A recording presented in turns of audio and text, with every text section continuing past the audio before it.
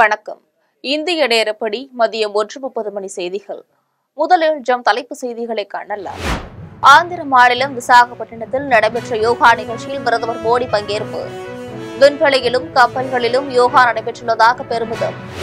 உலக யோகா நாளையொட்டி நாடு முழுவதும் பல்வேறு நகரங்களில் யோகாசன நிகழ்ச்சி. மத்திய அமைச்சர்கள், நாடாளுமன்ற உறுப்பினர்கள், முப்படையினர், மாணவ மாணவியர் பங்கேற்பு. பேச்சில் மட்டும் பிரதமர் மோடி வல்லவராக இருப்பதாக மக்களவை எதிர்க்கட்சித் தலைவர் ராகுல் காந்தி கருத்து. நாட்டை எதிர்நோக்கியுள்ள சிக்கல்களுக்கு உரிய தீர்வு காண்பதில்லை என்றும் குற்றச்சாட்டு. கலைஞரின் கனவு படைப்பான வள்ளுவர் கோட்டம் புதுப்பொலிவு கண்டுள்ளதாக முதலமைச்சர் மு.க.ஸ்டாலின் தகவல். வள்ளுவரையும் வள்ளுவத்தையும் போற்றுவோம், மானிட சமுதாயம் முழுக்க கொண்டு சேர்ப்போம் என்றும் சூளுரை. கீழடியில் அகழாய்வு நடைபெற்றதற்கு அதிமுக தான் காரணம் என்று எடப்பாடி பழனிசாமி விளக்கம். மதுரையில் பாஜக, இந்து முன்னணி ஆகியன நடத்தும் முருக மாநாட்டிற்கு வாழ்த்து. தோல்வி பயத்தில் கீழடி தொகுதி மறுசீரமைப்பு ஆகியவற்றை கையில் எடுத்துள்ளது திமுக. தாம்பரத்தில் யோகா நிகழ்ச்சியில் பங்கேற்ற மத்திய அமைச்சர் முருகன் பேச்சு. தாக்குதலை நிறுத்தும் வரை அணு ஒப்பந்த பேச்சு நடத்த முடியாது என ஈரான் அறிவிப்பு. நீண்ட நெடிய போருக்கு தயாராகி வருவதாக இஸ்ரேல் வெளியுறவுத்துறை அமைச்சர் அதிரடி. இனி விரிவான செய்திகளை காணலாம். விண்வெளியிலும் கடற்படை கப்பல்களிலும் யோகா நிகழ்ச்சி என்று பிரதமர் நரேந்திர மோடி பெருமிதம் தெரிவித்துள்ளார். உலகம் முழுவதும் 11வது சர்வதேச யோகா தினம் இன்று கொண்டாடப்படுகிறது. ஒரே பூமி, ஒரே ஆரோக்கியம் என்ற கருப்பொருள்களில் உலகில் உள்ள 191 நாடுகளில் யோகா நிகழ்ச்சி நடைபெறுகிறது. இதையொட்டி ஆந்திர பிரதேசத்தின் துறைமுக நகரான விசாகப்பட்டினத்தில் உள்ள ஆர்கே கடற்கரையிலிருந்து போகப்புறம் வரை உள்ள 26 கிலோமீட்டர் நீர நடைபாதையில் மிக பிரம்மாண்ட யோகா நிகழ்ச்சி இன்று நடத்தப்பட்டது. இந்த யோகா நிகழ்ச்சியில் பிரதமர் மோடி கலந்து கொண்டு யோகா பயிற்சி மேற்கொண்டார். இந்நிகழ்ச்சியில் பேசிய பிரதமர் மோடி, ஜூன் 21 சர்வதேச யோகா தினம் என அங்கீகரிக்க வேண்டும் என்று ஐநா பொதுசபையில் இந்தியா தீர்மானம் முன்மொழிந்த போது குறுகிய நேரத்தில் உலகின் 175 நாடுகள் இந்தியாவுக்கு ஆதரவாக நின்றன.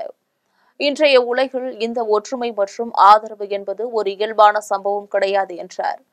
ஒட்டுமொத்த உலகமும் இன்று ஏதோ சில பதற்றங்கள் மற்றும் அமைதியற்ற நிலையில் சென்று கொண்டிருப்பதாகவும், இதுபோன்ற தருணங்களில் யோகா நமக்கு அமைதிக்கான வழியை தருகிறது என்று அவர் பேசியுள்ளார். அதனைத் தொடர்ந்து பேசிய அவர், விண்வெளியில் விஞ்ஞானிகளும் யோகா ஒலிம்பியாட்டின் போது கிராமங்களில் இளைய நண்பர்களும் யோகா பயிற்சியில் ஈடுபட்டு வருகின்றனர் என்றும், அனைத்து கடற்படை கப்பல்களிலும் யோகா நிகழ்ச்சி சிறப்பாக மேற்கொள்ளப்பட்டு வருவதாக அவர் பேசியுள்ளார். உலக யோகா நாளையொட்டி நாட்டின் பல்வேறு பகுதிகளில் நடைபெற்ற யோகாசன நிகழ்ச்சிகளில் லட்சக்கணக்கானோர் கலந்து கொண்டனர். குஜராத்தின் அகமதாபாத்தில் நடைபெற்ற யோகாசன நிகழ்ச்சியில் மத்திய உள்துறை மற்றும் கூட்டுறவு அமைச்சர் அமித்ஷா உள்ளிட்டோர் கலந்து கொண்டு யோகாசன பயிற்சி செய்தனர். குஜராத்தின் பனஸ்கந்தா மாவட்டத்தில் அம்பாஜி கோவிலில் நடைபெற்ற யோகா நிகழ்ச்சியில் பள்ளி மாணவ மாணவியர் கலந்து கொண்டு யோகாசன அசைவுகளுடன் நடனமாடி மகிழ்ந்தனர். கோயம்புத்தூர் மாவட்டத்தில் ஈசா யோகா மையத்தில் மத்திய ஆயுதப்படையினர் ஒரே போல சீருடை அணிந்து யோகாசன பயிற்சியில் ஈடுபட்டனர். வேலூர் மாவட்டம் குடியாத்தத்தில் அமைந்துள்ள கல்லூரியில் நடைபெற்ற நிகழ்ச்சியில் தெலுங்கானா முன்னாள் ஆளுநர், தமிழிசை, திரைப்பட நடிகை நமீதா உள்ளிட்டோர் கலந்து கொண்டனர். உத்தரப்பிரதேசத்தின் நொய்டாவில் இந்திய கடலோர காவல்படை தலைமை இயக்குநர் பரமேசிவமணி யோகா சபை பயிற்சியில் ஈடுபட்டார். யோகா உடல் முழுமைக்கும் பயனளிப்பதாகவும், உடலையும் உள்ளத்தையும் அழுத்தமின்றி இயல்பாக வைத்திருப்பதாகவும் அவர் தெரிவித்தார். டெல்லி புராண கிலா என்னும் இடத்தில் நடைபெற்ற யோகாசன நிகழ்ச்சியில் பாஜக நாடாளுமன்ற உறுப்பினர் பன்சூரி சிவராஜ் கலந்து கொண்டார். அந்தமான் நிக்கோபார் தீவுகளில் ஒருங்கிணைந்த படைகளின் கட்டளை பிரிவு சார்பில் நடைபெற்ற நிகழ்ச்சியில் பலர் கலந்து கொண்டு யோகாசன பயிற்சி செய்தனர். டெல்லி ஹஜ் குழு தலைவி ஹவுசர் ஜஹான் உள்ளிட்டோர் யோகாசன பயிற்சியில் ஈடுபட்டனர். பிரதமர் மோடி சொல்வதில் வல்லவராக இருப்பதாகவும், சிக்கல்களுக்கு தீர்வு காண்பதில் அவர் வல்லவர் இல்லை என்றும் மக்களவை எதிர்க்கட்சித் தலைவர் ராகுல் காந்தி தெரிவித்துள்ளார். ராகுல் காந்தி எக்ஸ் தள பக்கத்தில் ஒரு வீடியோவை பதிவிட்டு தனது கருத்தை எழுதியுள்ளார். அதில், இந்தியாவில் தயாரிப்போம் என்கின்ற முழக்கத்துடன் தொடங்கிய திட்டத்தில் உற்பத்தி இதுவரை இல்லா வகையில் 14 விழுக்காடு என்னும் அளவிற்கு குறைந்துள்ளதையும், அதே நேரத்தில் வேலையின்மை மிகவும் உயர்ந்துள்ளதாகவும் ராகுல் காந்தி சுட்டிக்காட்டியுள்ளார். உள்நாட்டில் உற்பத்தி குறைந்துள்ள அதே நேரத்தில் சீனாவிலிருந்து இறக்குமதியாகும் பொருட்களின் அளவு 2 மடங்காக அதிகரித்துள்ளதையும் ராகுல் காந்தி குறிப்பிட்டுள்ளார். உற்பத்தி சரிவு, வேலையின்மை ஆகியவற்றை போக்குவதற்கு பிரதமரிடம் புதிய உத்திகள் எதுவும் இல்லை என்றும் ராகுல் காந்தி குறிப்பிட்டுள்ளார். உற்பத்தி அடிப்படையிலான ஊக்கத்தொகை வழங்கும் திட்டமும் ஓசையின்றி நிறுத்தப்பட்டுள்ளதாகவும் அவர் குற்றம் சாட்டியுள்ளார். இந்தியாவை பிற நாடுகளின் சந்தையாக்கும் நிலையை தடுத்து நிறுத்த வேண்டும் என்று ராகுல் காந்தி கேட்டுக் கொண்டுள்ளார்.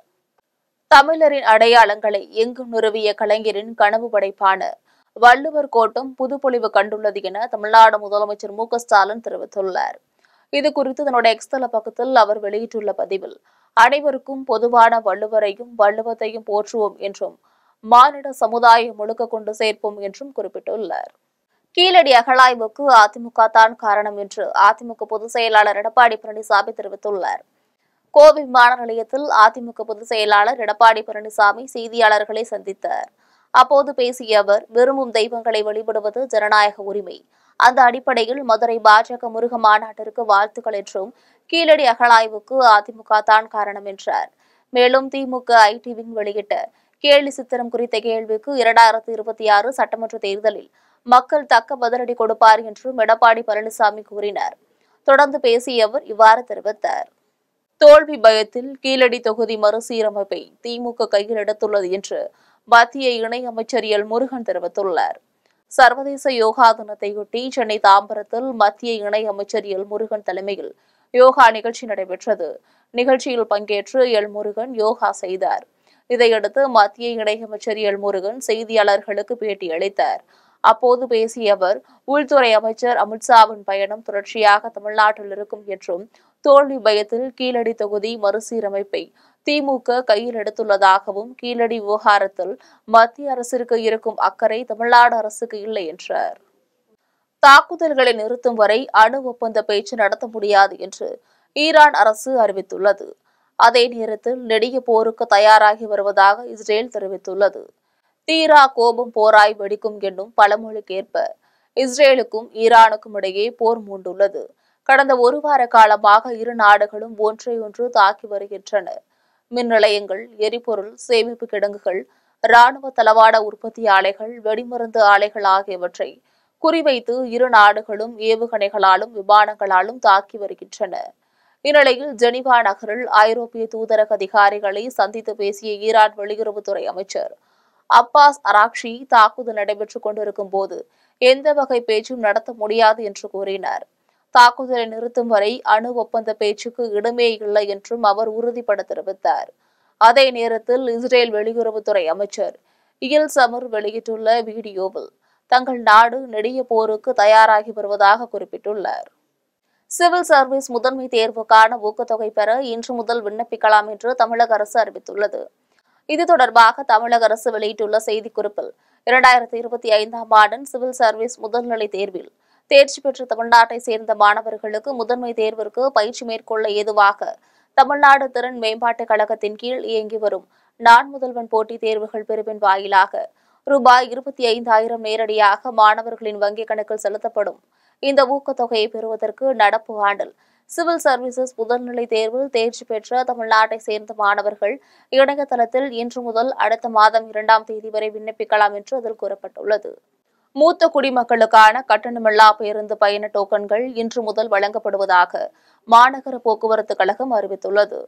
இது தொடர்பாக சென்னை மாநகர போக்குவரத்து கழகம் வெளியிட்டுள்ள செய்திக்குறிப்பில், சென்னை மாநகர போக்குவரத்து கழகத்தில் சென்னையை சேர்ந்த மூத்த குடிமக்களுக்கான ஜூலை மாதம் முதல் டிசம்பர் மாதம் வரை பயன்படுத்தக்கூடிய ஒரு மாதத்திற்கு 10 டோக்கன்கள் வீதம் 6 மாதத்திற்கான கட்டணமில்லா பேருந்து பயண டோக்கன்கள் இன்று முதல் ஜூலை 31ஆம் தேதி வரை தினமும் காலை 8 மணி முதல் இரவு 7:30 மணி வரை வழங்கப்படும் என்று தெரிவித்துள்ளது.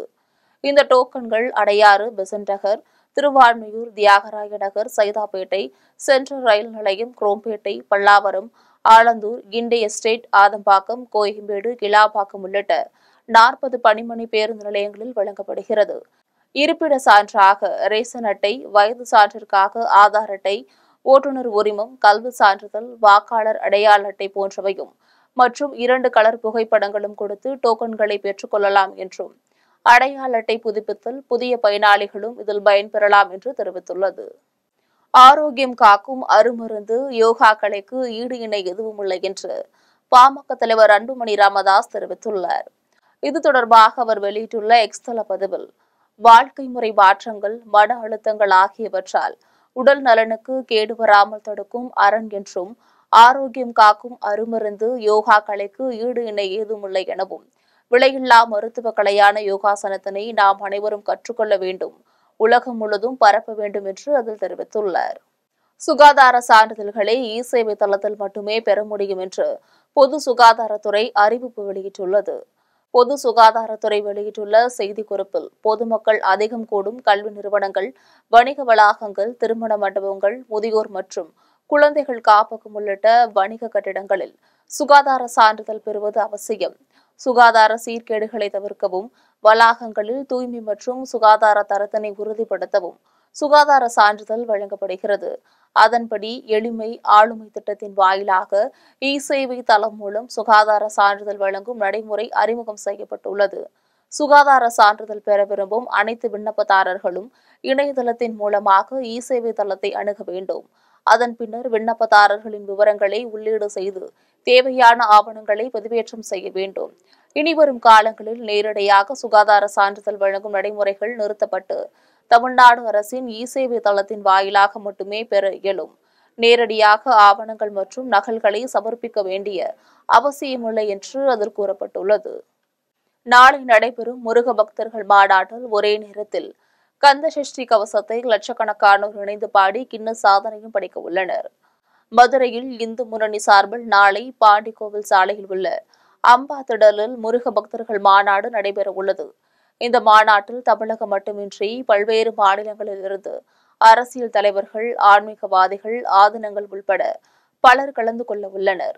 மேலும் சிறப்பு விருந்தினர்களாக உத்தரப்பிரதேச முதலமைச்சர் யோகி ஆதித்யநாத், ஆந்திர துணை முதலமைச்சர் பவன் கல்யாண் ஆகியோர் கலந்து கொண்டு பேசுகின்றனர்.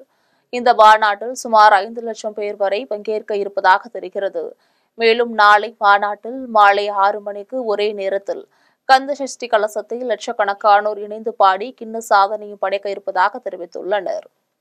மதிமுகவின் 31வது மாநில பொதுக்குழு கூட்டம் ஈரோட்டில் நாளை கூடுகிறது. ஈரோடு பெருந்துறை ரோட்டில் உள்ள தனியார் திருமண மண்டபத்தில் நாளை காலை 10 மணிக்கு மதிமுகவின் 31வது மாநில பொதுக்குழு கூடுகிறது. அவைத்தலைவர் அர்ஜுன்ராஜ் தலைமை தாங்குகிறார். பொதுச் செயலாளர் வைகோ, முதன்மை செயலாளர் துரை வைகோ, எம்பி துணை பொதுச் செயலாளர் மல்லை சத்யா, மாவட்ட செயலாளர்கள், பொதுக்குழு உறுப்பினர்கள் என தமிழகம் முழுவதும் இருந்து 1700 பேர் பங்கேற்கிறார்கள். காலை 11:30 மணிக்கு பொதுக்குழுவில் முக்கிய தீர்மானங்கள் நிறைவேற்றப்படுகின்றன. கூட்டத்தில் கட்சியின் வளர்ச்சி குறித்தும், வரும் சட்டமன்ற தேர்தலை எவ்வாறு சந்திப்பது குறித்தும் விவாதிக்கப்படுகிறது. இதேபோல் சில முக்கிய தீர்மானங்கள், அறிவிப்புகள் வெளியிட வாய்ப்புள்ளதாக நிர்வாகிகள் தெரிவித்தனர். விருத்தாச்சலத்தில் தென்னிந்திய அளவிலான கைப்பந்து போட்டியினை அமைச்சர் சி.வி. கணேசன் தொடங்கி வைத்தார். கடலூர் மாவட்டம் விருத்தாச்சலத்தில் முதலமைச்சர் கோப்பைகளை தென்னிந்திய அளவிலான கைப்பந்து போட்டி விருத்தாச்சலம் காங்கிரஸ் திடலில் தொடங்கியது. போட்டிகளை தமிழ்நாடு தொழிலாளர் மற்றும் திறன் மேம்பாட்டுத்துறை அமைச்சர் சி.வி. கணேசன் தொடங்கி வைத்தார்.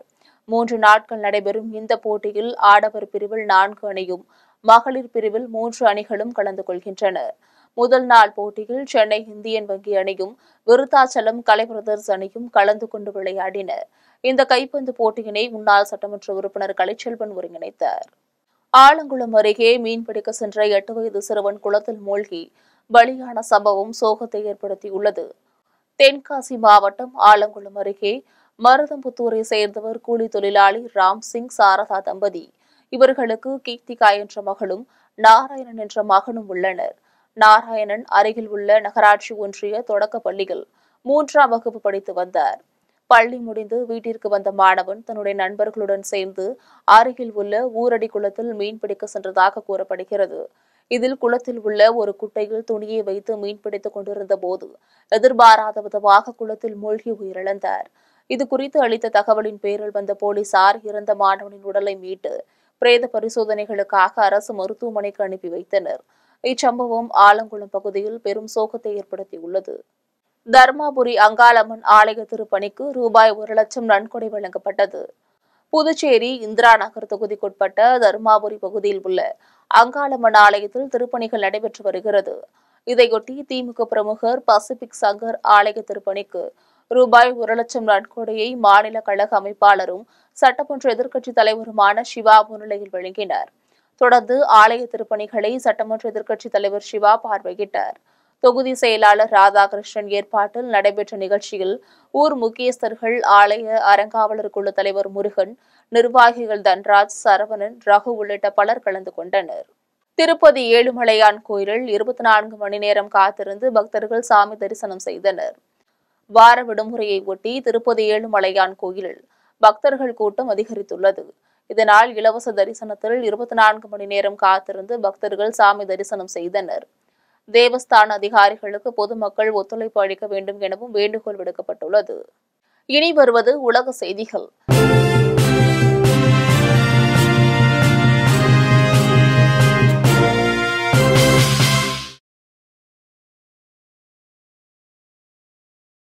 மெக்சிகோவில் உருவான எரிக் புயலால் 2 பேர் உயிரிழந்துள்ளனர்.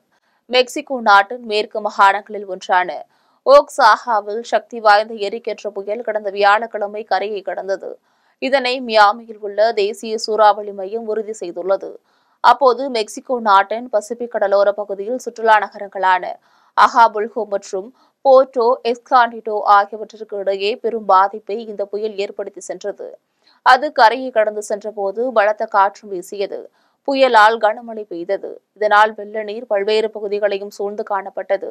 இதனால் பொதுமக்களின் இயல்பு வாழ்க்கையும் பாதிக்கப்பட்டது. இந்த புயலால் 2 பேர் உயிரிழந்துள்ளனர் என அதிகாரிகள் உறுதி செய்தனர். இதனையடுத்து வேறு யாரும் பாதிக்கப்பட்டு உள்ளார்களா என்று கண்டறியும் பணியும் நடந்து வருகிறது. கனமழை மற்றும் வெள்ளத்தில் சிக்கியுள்ள மக்களை மீட்கும் பணிகளும் நிவாரண பணிகளும் மேற்கொள்ளப்பட்டு வருகின்றன. இனி வருவது விளையாட்டு செய்திகள்.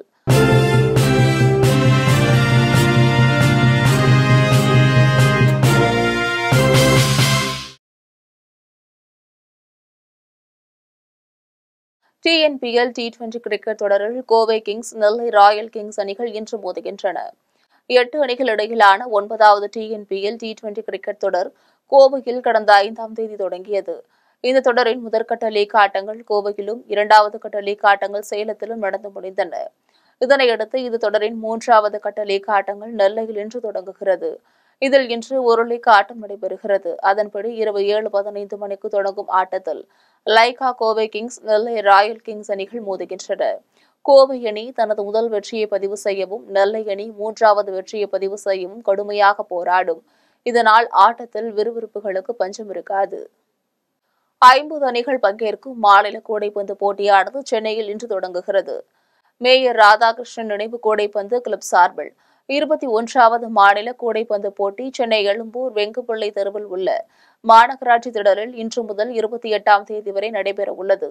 இந்த போட்டியில் ஆண்கள் பிரிவில் இந்தியன் வங்கி, இந்தியன் ஓவர்சீஸ் வங்கி, வருமான வரி, தமிழ்நாடு போலீஸ், சுங்க இலாகா உள்பட 34 அணிகளும், மகளிர் பிரிவில் rising star, SGAD Ethiraj, Tamil Nadu police உள்பட 16 அணிகளும் கலந்து கொள்கின்றன. நாக் அவுட் மற்றும் லீக் முறையில் தினசரி மாலை 3 மணிக்கு தொடங்கி போட்டி நடைபெறும். இந்த போட்டியின் மொத்த பரிசு தொகை ரூபாய் 2 லட்சம் ஆகும். ஆண்கள் பிரிவில் சாம்பியன் பட்டம் வெல்லும் அணிக்கு ரூபாய் 40,000, மகளிர் பிரிவில் முதலிடம் பிடிக்கும் அணிக்கு ரூபாய் 30,000 பரிசாக வழங்கப்பட உள்ளது. இனி வருவது தங்கம் மற்றும் வெள்ளி விலை நிலவரம்.